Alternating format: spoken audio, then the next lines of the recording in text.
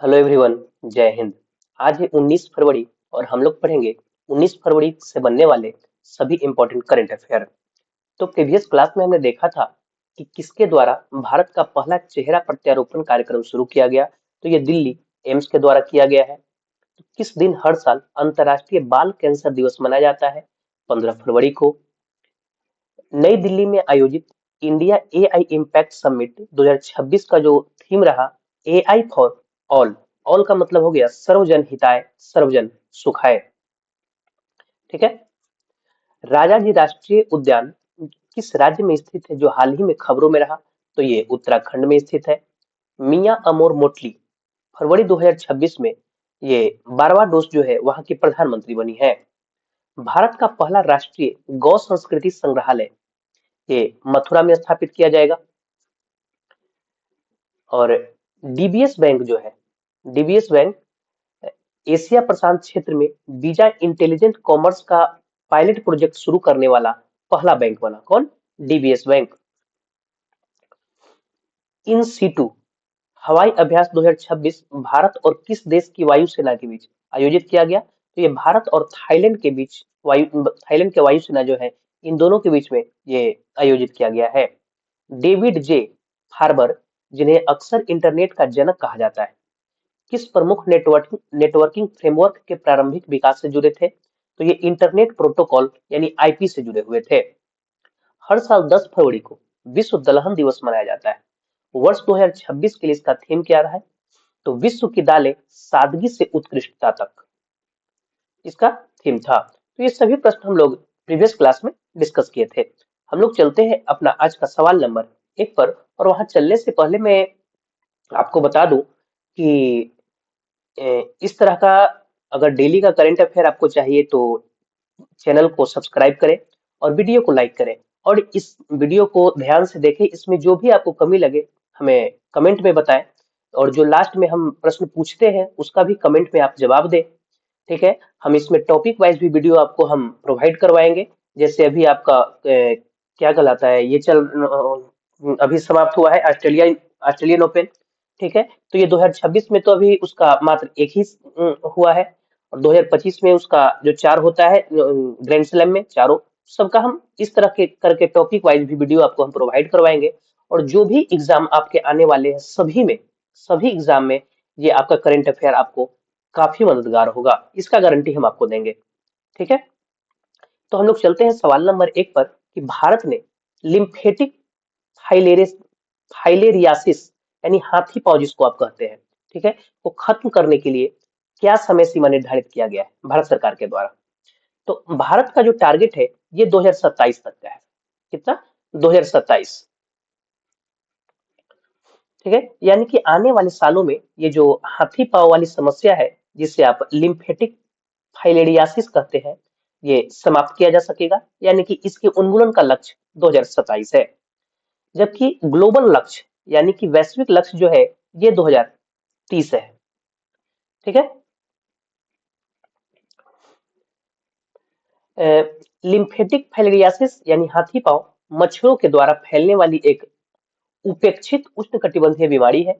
यह शरीर के अंगों में अत्यधिक सूजन पैदा करती है। जैसे कि आप देख रहे होंगे कि एक इंसान का एक ये पैर है और एक ये पैर है, तो ये पैर कितना मोटा हो गया, कितना फूल गया है, इसी को हाथी पांव कहा जाता है। ठीक है। और भारत सरकार का जो टीबी उन्मूलन का जो टारगेट है ये 2025 तक था। 2030 तक जो है ये था आपका मलेरिया मुक्ति का। मलेरिया मुक्ति का जो टारगेट था 2030 तक। और इस क्या कहलाता है, इंटरनेशनल स्पेस स्टेशन, खुद का खुद का इंटरनेशनल स्पेस स्टेशन जो बनाने का जो टारगेट था 2035 तक था, किसका? इसरो का। ठीक है। और इसरो का ही एक और टारगेट है, चंद्रमा पर मानव को जो भेजने का टारगेट है ये है 2040 तक का। ठीक है। तो ये सभी टारगेट यार आपको याद रखने हैं। नेक्स्ट चले। T20 2026 विश्व कप इतिहास में अर्धशतक बनाने वाले पहले भारतीय विकेट कीपर कौन बने?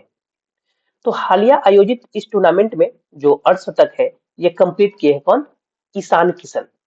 ऑप्शन बी इसका राइट आंसर हो जाएगा। ईशान किशन ने T20 2026 विश्व कप इतिहास में अर्धशतक बनाने वाले पहले भारतीय विकेटकीपर बने। इन्होंने नामीबिया के खिलाफ 24 गेंदों में 61 रन बनाए। स्मृति मंधाना का बड़ा रिकॉर्ड अगर देखें, सॉरी दोस्त, स्मृति मंधाना के बारे में बात करें तो स्मृति मंधाना ने अंतरराष्ट्रीय क्रिकेट में 10,000 रन पूरे किए और यह उपलब्धि हासिल करने वाली वह दूसरी भारतीय महिला बनी। पहली मिताली राज थी। ठीक है, आपको यह भी याद रखना है कि ये जो T20 वर्ल्ड कप जो है 2026 का, जो 2026 का पुरुषों का, किसका चल रहा है? पुरुष का। ठीक है, इसकी मेजबानी कौन कर रहा है? तो ये इंडिया और श्रीलंका, ये दोनों मिलकर कर रहा है संयुक्त रूप से। ठीक है, यहां से अगर हम स्पोर्ट्स के करंट अफेयर की अगर हम बात करें तो 79 क्रम का जो नेशनल फुटबॉल चैंपियनशिप जो था, संतोष ट्रॉफी, वो किसने जीता? सर्विसेज ने जीता है। Women premiere league 2026 RCB. Pro wrestling league 2026 जो है हरियाणा थंडर्स ने जीता। 72 क्रम का महिला सीनियर राष्ट्रीय कबड्डी टूर्नामेंट, इसके विजेता Haryana. Australian open, Australian open जो है, ऑस्ट्रेलियन ओपन का महिला एकल टेनिस का खिताब एलेना रायबकिना ने जीता। और पुरुष में देखें तो कार्लोस अल्कराज। ठीक है, स्मृति मंधाना जो है महिला T20 आई में, इंटरनेशनल में, महिला T20 इंटरनेशनल में भारत के लिए 4,000 रन बनाने वाली पहली खिलाड़ी बनी। 2025 की पहली सैफ महिला club championship East Bengal FC ने जीता। और झारखंड जो है पहली बार सैयद मुश्ताक अली ट्रॉफी अपने नाम किए। Sultan Azlan Shah hockey cup Belgium ने जीता। 113वें डेविस कप जो है ये Italy. Men's Asia hockey cup Bharat. और आईसीसी वुमेन्स वर्ल्ड कप भी भारत ने जीता है। ठीक है, नेक्स्ट चले, प्रधानमंत्री कार्यालय यानी पीएमओ, कैबिनेट सचिवालय और राष्ट्रीय सुरक्षा परिषद सचिवालय के नए परिसर जो है उसका नाम क्या है? ठीक है, तो इसका नाम हो जाएगा सेवा तीर्थ। ऑप्शन बी इसका राइट आंसर है। प्रधानमंत्री कार्यालय में पीएमओ, कैबिनेट सचिवालय और राष्ट्रीय सुरक्षा परिषद सचिवालय को सेंट्रल विस्टा परिसर में स्थित जो है उसे सेवा तीर्थ में स्थानांतरित कर दिया गया है। वो सेवा तीर्थ में स्थानांतरित हो गया। ठीक है, इससे पहले रायसीना हिल स्थित जो साउथ ब्लॉक इमारत से सेवा तीर्थ परिसर में ये ऑफिस थे। ठीक है, प्रधानमंत्री ने कहा कि उत्तर और दक्षिण ब्लॉक में स्थित भवन जो है वो ब्रिटिश साम्राज्य के प्रतीक के रूप में बनाए गए हैं और इसका उद्देश्य भारत को सदियों तक गुलामी की जंजीरों में जकड़े रखना था। सेवा तीर्थ में 3 मुख्य इमारत और कार्यालय कौन कौन? सेवा तीर्थ 1 जो कि पीएमओ ऑफिस है, प्रधानमंत्री कार्यालय। सेवा तीर्थ 2 जो कि कैबिनेट सचिवालय है। और सेवा तीर्थ 3 जो है ये नेशनल सिक्योरिटी जो है एनएसए तथा राष्ट्रीय सुरक्षा परिषद सचिवालय और कैबिनेट सचिवालय, ये सेवा 3 में ये सबके ऑफिस है। ठीक है, नेक्स्ट चले, यहां से कुछ बदले गए नाम को अगर हम याद करें तो रातापानी टाइगर रिजर्व का नाम अब doctor Vishnu Shridhar Wakankar tiger reserve हो गया है। ठीक है, बेंगलोर सिटी यूनिवर्सिटी का नाम डॉक्टर मनमोहन सिंह। सीआईएसएफ प्रशिक्षण केंद्र का नाम राजादित्य चोलन। राजस्थान की फौज सागर झील का नाम वरुण सागर। सुल्तानगंज रेलवे स्टेशन का नाम अजबैगीनाथ हो गया है। अयोध्या रेलवे स्टेशन का नाम अयोध्या धाम जंक्शन। पुरानी संसद भवन का नाम संविधान सदन। सौराष्ट्र क्रिकेट स्टेडियम का नाम हो गया Niranjan Shah stadium. Mopa international airport Manohar Parrikar airport. Sarai Kale Khan चौक का नाम बिरसा मुंडा। रामनगर जिले जो है कर्नाटक में उसका नाम हो गया है बेंगलुरु दक्षिण। भारत और इंग्लैंड के बीच जो होने वाली टेस्ट सीरीज है उसका नाम बदल के कर दिया गया है एंडरसन तेंदुलकर ट्रॉफी। पंचमढ़ी वन्यजीव अभ्यारण्य का नाम भभूत सिंह वन्यजीव अभ्यारण्य। इस्लामपुर का नाम बदल के ईश्वरपुर कर दिया गया।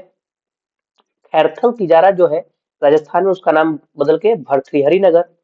काकसर ब्रिज जो कि लद्दाख में, उसका नाम कैप्टन अमित भारद्वाज सेतु कर दिया गया। अल मिन्हाज जो है यूएई में, उसका नाम हिंद शहर। अहमदनगर का अहिल्याबाई। S-400 का नाम सुदर्शन हो गया।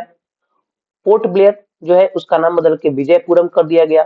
केरल का नाम केरलम। जलालाबाद का नाम परशुरामपुरी। कार्नाइक ब्रिज जो है उसका नाम बदल के सिंदूर ब्रिज। और खुलदाबाद का नाम रत्नापुर हो गया है। आप चाहे तो इसका स्क्रीनशॉट ले सकते हैं। ये 2025 का, जो 2025 का टोटल जितने भी नाम बदले गए हैं 2025 में, ये सभी हैं। ठीक है, नेक्स्ट चले। बांग्लादेश के अगले प्रधानमंत्री कौन बने? तो देखिए, हालिया हुए चुनाव में जो तारिक रहमान ये बांग्लादेश के अगले प्रधानमंत्री बनने जा रहे हैं। और इनका जो पार्टी है, ये मेजोरिटी हासिल किया है, बहुमत हासिल किया। इनके पार्टी का नाम क्या है? BNP, यानी कि बांग्लादेश नेशनलिस्ट पार्टी, जो कि 20 वर्षों के बाद, कितने 20 वर्षों के बाद ये सत्ता में आई है, वापस आया। खालिदा जिया जो कि बांग्लादेश की पहली महिला प्रधानमंत्री थी, ये उन्हीं के बेटे हैं। कौन?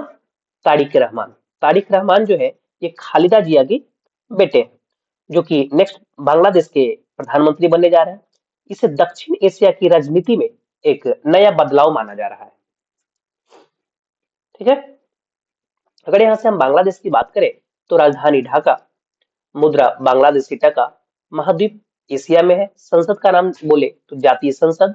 सेवा प्रमुख कौन है? मोहम्मद यूनुस। पड़ोसी देश भारत, म्यांमार, दो पड़ोसी देश इसके हो गए।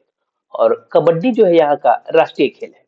और भारतीय राज्य देखें कि कौन कौन सा भारतीय राज्य बांग्लादेश से उसका सीमा जुड़ता है, तो पश्चिम बंगाल हो गए, असम हो गया, मेघालय, त्रिपुरा और मिजोरम हो गए। ठीक है, ये 5 भारतीय राज्य है अपनी सीमा बांग्लादेश से जुड़ती है। नेक्स्ट चले, यहाँ से अगर हम प्रधानमंत्री की बात करें जो हालिया अपॉइंटमेंट हुए हैं, तो जापान के जो प्रधानमंत्री है साने तकाइची, थाईलैंड के अनुतिन चार्नविराकुल, लिथुआनिया के हो जाएंगे इंगा रुगिनियन, यूक्रेन के यूलिया स्वीडेरेंको, यूके के हो जाएंगे कीर स्टर्मर, भूटान के सेरिंग तोगबे, पाकिस्तान के शहबाज शरीफ, रूस के मिखाइल मिशुस्तिन, इटली के हो जाएंगे जॉर्जिया मेलोनी, इजराइल के बेंजामिन नेतन्याहू, यमन के साया जिंदानी, ऑस्ट्रेलिया के एंथनी अल्बनीज, कनाडा के मार्क कार्नी, बेल्जियम के बार्ट डी वेबर, भारत के नरेंद्र मोदी हो जाएंगे, एस्टोनिया के क्रिस्टियन मिशेल, ट्यूनिशिया के सारा जाफरानी, मॉरिशस के नवीन राम गुलाम और श्रीलंका के हरिणी अमर सूर्या हो जाएंगे। ठीक है, नेक्स्ट चले। बिहार सरकार ने कितनी नदियों को पुनर्जीवित करने की योजना बनाई है? देखिए, जो बिहार गवर्नमेंट है ना, ये कुल 260 नदियों को, कितने 260 नदियों को पुनर्जीवित करने जा रहा है। देखिए, बिहार में विलुप्त हो रही नदियों को पुनर्जीवित किया जाएगा। ऐसी 260 नदियों को पुनः जीवन देने के लिए कार्य योजना बनेगी और विभाग की ओर से नदी गणना कराई जा रही है, यानी नदी की काउंटिंग कराई जा रही है। ठीक है, इसके तहत जो GIS है, GIS सर्वे, यानी कि GIS का मतलब हो गया जियोग्राफिकल इंफॉर्मेशन सिस्टम। तो इसका जो सर्वे है, राज्य में 600 से अधिक नदियों का पता चला है इस सर्वे से, जिसमें कि 340 ही अभी ज्ञात है। ठीक है, शेष नदियों को भी पुनर्जीवित करने की योजना विभाग की ओर से बनाई जा रही है। गाद के चलते, यानी जो आप देखते होंगे नदी में फेन बहुत सा रहता है, तो उसी को गाद कहते हैं। तो गाद के चलते मर रही नदियों के लिए नीति बनाई गई है। गाद प्रबंधन के लिए जल संसाधन और खनन विभाग मिलकर काम कर रहा है। यदि कोई व्यक्ति मिट्टी भराई के लिए नदी का गाद ले जाना चाहता है तो उसे निःशुल्क दिया जाएगा। बस नदी की खुदाई मानक के हिसाब से होनी चाहिए, यानी जितना उसका लिमिट है उतना ही खुदाई होना चाहिए। ऐसा नहीं कि मनमानी जितना मन हुआ उतना खोदते चलो। ठीक है, भारत ने वर्ष 2026 में गेहूं के निर्यात की अनुमति दे दी है। इससे पहले किस वर्ष इस पर प्रतिबंध लगाया गया था? यानी कहने का मतलब है कि अभी भारत सरकार जो है गेहूं को एक्सपोर्ट करने का अलाउ कर दिया है कि आप भारत से बाहर किसी दूसरे देश में गेहूं का एक्सपोर्ट कर सकते हैं, और उससे पहले इस पर रोक लगाया गया। तो प्रश्न यही पूछ रहा है कि किस वर्ष रोक लगाया गया था? देखिए, वर्ष 2022 जो है, वर्ष 2022 में गेहूं के एक्सपोर्ट पर प्रतिबंध लगा हुआ था। यानी कि भारत से गेहूं का निर्यात करना नहीं किया जा सकता था, माने बैन था। ठीक है। तो केंद्र सरकार ने फरवरी 2026 में 25 लाख मीट्रिक टन गेहूं के साथ साथ 5 लाख मीट्रिक टन गेहूं उत्पाद जैसे कि आटा हो गया, यानी गेहूं से जो बने हुए हैं, सूजी वगैरह जो हो गए, इसके निर्यात की अनुमति दे दी। इससे पहले सरकार ने मई 2022 में इस अनाज के शिपमेंट पर यानी एक्सपोर्ट पर प्रतिबंध लगाया था। तो निर्यात क्यों खोला गया? प्रतिबंध लगा हुआ था तो निर्यात क्यों खोला गया? तो घरेलू बाजारों को स्थिर करने और उत्पादकों को लाभकारी प्रतिफल सुनिश्चित करने के लिए ये कदम उठाए गए। केंद्र सरकार ने घरेलू बाजार में गेहूं की कम कीमतों और बेहतर उपलब्धता को देखते हुए इसके निर्यात की अनुमति देने का निर्णय लिया है। ठीक है, नेक्स्ट चले। तो फीफा वर्ल्ड कप 2026 के लिए क्वालिफाई करने वाला जनसंख्या के हिसाब से सबसे छोटा देश कौन बना? ठीक है, तो ये बन गया है कौन? आपका कुराकाओ। ऑप्शन सी इसका राइट आंसर हो जाएगा। तो द्वीप देश कुराकाओ जो है 2026 फीफा विश्व कप के लिए क्वालिफाई करने वाला अब तक का सबसे कम आबादी वाला सबसे छोटा देश बन गया है। कुराकाओ, इस द्वीप की पूरी आबादी जो है नरेंद्र मोदी स्टेडियम और ईडन गार्डन में समा सकती है, और फिर भी लगभग 20,000 सीटें खाली रह सकती है। नरेंद्र मोदी स्टेडियम कहाँ पे है? ठीक, अहमदाबाद में। और ईडन गार्डन आपको बंगाल में, पश्चिम बंगाल, कोलकाता में। तो कितनी आबादी है वहां पे? तो कुराकाओ के केंद्रीय सांख्यिकी ब्यूरो के अनुसार जनवरी 2026 तक इस देश की जो जनसंख्या है 1.5 करोड़ अप्रॉक्स है। ठीक है, सॉरी 1.5 करोड़ नहीं, आप कितना, 15 लाख ही है, 1.5 करोड़ नहीं है, 15 लाख। एक ही लाख है, सॉरी, 1.5 लाख, 1.5 करोड़ नहीं, 1.5 लाख। ठीक है। इससे पहले आइसलैंड जिसकी जनसंख्या आपका कितना है, 3.5 लाख, 3.5 लाख है, से कुछ अधिक है। तो विश्व कप में पहुंचने वाला सबसे छोटा देश था कौन? आइसलैंड। इससे पहले उसका 3.5 लाख है और इसका 1.5 लाख है। ठीक है, जब उसने 2018 में रूस में आयोजित टूर्नामेंट के लिए क्वालिफाई किया था। ठीक है, नेक्स्ट चले। भारत में, सॉरी, यहां से अगर हम कुछ फीफा के बारे में डिस्कशन कर रहे हैं तो फीफा के बारे में हम देख लेते हैं। ठीक है, तो इसका फुल फॉर्म हो जाता है federation international D football association, इसका फुल फॉर्म हो गया। इसका फॉर्मेशन ईयर जो है 1904 इसका फॉर्मेशन ईयर हो गया, और ज्यूरिख स्विट्जरलैंड इसका हेडक्वार्टर हो गया। और 2026 का जो फीफा मेंस वर्ल्ड कप है, ये 3 कंट्री मिलकर इसको होस्ट कर रहा है। कौन कौन? तो आपका हो गया कनाडा, उसके नीचे आपका यूएसए, और उसके नीचे आपका हो गया मैक्सिको। ठीक है, ये हर साल, हर 4 साल पे होता है, हर साल नहीं होता है, ये हर 4 साल पे होता है। और इससे पहले कब हुआ था? 2022 में। ठीक, कहाँ हुआ था? कतर में हुआ था। जीता कौन था? विजेता कौन था? तो विजेता था आपका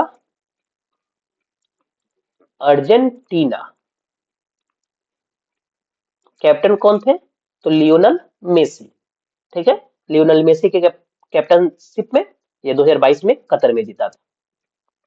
ठीक है, नेक्स्ट चला जाए। तो भारत में व्यापक शहरी नीति अपनाने वाला पहला राज्य कौन सा है? तो आंसर इसका हो जाएगा क्या? केरला। ऑप्शन ए इसका राइट आंसर। ठीक है, केरल जो है भारत का पहला राज्य बन गया जिसने अगले 25 वर्षों के लिए एक व्यापक शहरी नीति अपनाई। इस नीति की घोषणा 2023-24 के राज्य बजट जो था उसमें की गई थी और राज्य मंत्रिमंडल ने इसकी मंजूरी दे दी। केरल शहरी नीति आयोग का गठन दिसंबर 2023 में हुआ और इससे ने मार्च 2025 में अपनी रिपोर्ट प्रस्तुत की थी। आयोग का अनुमान है कि 2050 तक केरल का 80% हिस्सा शहरीकृत हो जाएगा। यह नीति जलवायु अनुकूल शहरों और वैज्ञानिक योजना और विकेंद्रीकृत शासन को बढ़ावा देता है। ठीक है, ये वही केरल है जो कि 100% डिजिटल साक्षरता वाला ये पहला राज्य बना है। इसके अलावा अगर आप देखें तो एल्डरली बजट जो है, एल्डरली बजट जो भारत का पहला वृद्ध जनों के लिए लाया गया, ये भी केरला में लाया गया। केरला की राजधानी जो तिरुवनंतपुरम है, वहां देश का पहला एआई टीचर,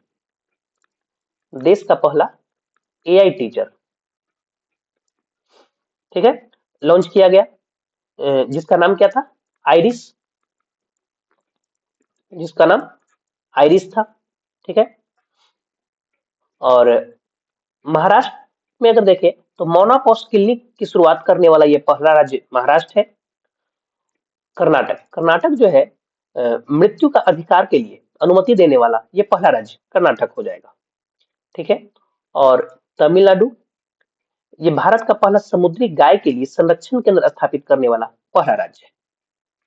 ठीक है, क्वेश्चन नंबर 9 चले कि भारत के विकास और कल्याण में असाधारण योगदान के लिए व्यक्तियों को सम्मानित करने के लिए भव्य भारत भूषण पुरस्कार किसने लॉन्च किया?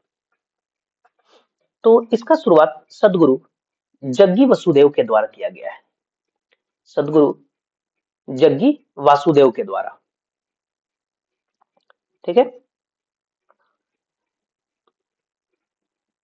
ये पुरस्कार इनको दिया जा रहा है। तो ये पुरस्कार जो है महाशिवरात्रि समारोह के दौरान ईसा योग केंद्र में प्रदान किया गया और राजनाथ सिंह जो है रक्षा मंत्री, ये समारोह में मुख्य अतिथि के रूप में उपस्थित थे और यह पुरस्कार राष्ट्रीय सुरक्षा, व्यापार, खेल, विज्ञान और प्रौद्योगिकी, कला और साहित्य जैसे क्षेत्रों में उत्कृष्टता को मान्यता देता है। ठीक है, क्वेश्चन नंबर 10 है कि 2026 शीतकालीन ओलंपिक में ब्राजील का पहला शीतकालीन ओलंपिक पदक किसने जीता? तो आंसर इसका हो जाएगा लुकास पिनहेड्रो ब्रेथेन। ऑप्शन बी इसका राइट आंसर हो जाएगा। लुकास पिनहेरो ब्राथेन ने जायंट स्लैलम स्पर्धा में स्वर्ण पदक हासिल किया। यह स्पर्धा मिलानो कोर्टिना ओलंपिक के दौरान स्टेलवियो मैदान पर आयोजित की गई थी। ब्राजील शीतकालीन ओलंपिक पदक जीतने वाला पहला दक्षिण अमेरिकी देश बन गया है। ठीक है, यहां से हम अगर इंटरनेशनल ओलंपिक कमेटी की बात करें, ठीक है, तो इसका फॉर्मेशन ईयर 1894, इसका मुख्यालय यानी हेडक्वार्टर लॉज इन स्विट्जरलैंड में हो जाएगा और क्रिस्टी कोवेंट्री जो है इसकी पहली महिला अध्यक्ष हो जाएगी। ठीक है, अब यदि इससे इसके जो 5 छल्ले जो होते हैं, इसके जो 5 छल्ले होते हैं उसकी अगर हम बात करें जो कि एग्जाम के पार्ट बनते हैं, तो इसमें जो ये ब्लू है, ब्लू हो गया, आपका ब्लैक हो गया, ये रेड हो गया, ये आपका येलो हो गया और ये आपका ग्रीन हो गया। ठीक है, तो ग्रीन जो है, ग्रीन ये ऑस्टिनेशिया को दर्शाता है। किसको? ऑस्टिनेशिया को। ऑस्टिनेशिया के लिए ग्रीन है और ऑस्टिनेशिया को रिप्रेजेंट करता है। येलो जो है ये आपका एशिया को रिप्रेजेंट करता है। ठीक है, रेड यूएसए को रिप्रेजेंट करता है। ब्लैक ये अफ्रीका को रिप्रेजेंट करता है।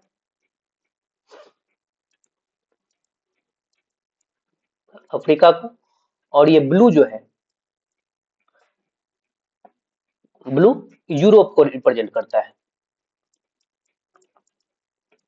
ठीक, ब्लू यूरोप को रिप्रेजेंट करता है।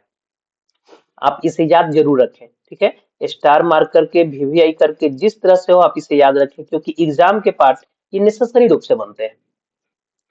ठीक है, कल के क्लास में हमने आपसे प्रश्न पूछा था कि भारतीय नौसेना का बहुपक्षीय अभ्यास मिलान 2026 जो है किस राज्य में शुरू हुआ? तो ये विशाखापट्टनम, आंध्र प्रदेश में शुरू किया गया है। और ये दूसरा सवाल था कि अंतरराष्ट्रीय ओलंपिक समिति के नए उपाध्यक्ष कौन बने? ठीक है, तो ये हो जाएंगे जुआन एंटोनियो समरज। ऑप्शन ए इसका राइट आंसर हो जाएगा। आपका आज का सवाल है कि महिला शांति और सुरक्षा सूचकांक 2025-26 में भारत किस स्थान पे रहा? इसका जो भी राइट आंसर हो आप कमेंट बॉक्स में बताएं।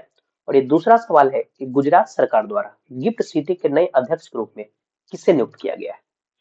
ठीक है, तो इसका जो भी राइट आंसर हो आप कमेंट बॉक्स में जरूर से जरूर बताएं। और आपको पीडीएफ चाहिए तो आप टेलीग्राम ज्वाइन करके ले सकते हैं। धन्यवाद, हम लोग मिलते हैं नेक्स्ट वीडियो में। वीडियो को लाइक करें, चैनल को सब्सक्राइब करें, उसे अधिक से अधिक शेयर करें। धन्यवाद।